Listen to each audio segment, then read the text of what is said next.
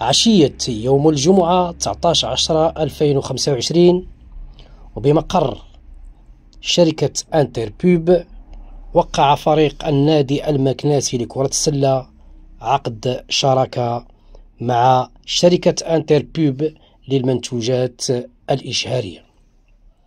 شراكة وقعها من جانب النادي المكناسي السيد الرئيس عزيز الضعيف، ومن الجانب الآخر المدير العام لشركة انتر بوب السيد سعد الوافي.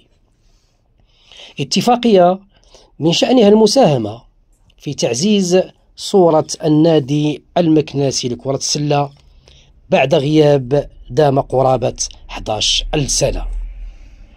وفي كلمة لرئيس النادي المكناسي لكرة السلة السيد عزيز الضعيف، شكر من خلالها أولا السيد سعد الوافي عن الدعم والمساندة بعد كان لسنوات طويلة في الخفاء، الآن أصبح على أرض الواقع.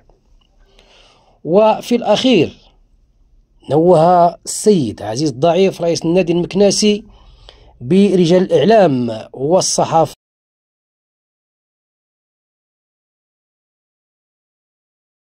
شكرا لكم مرة أخرى. البداية تكون بالشكر لوسائل الإعلام،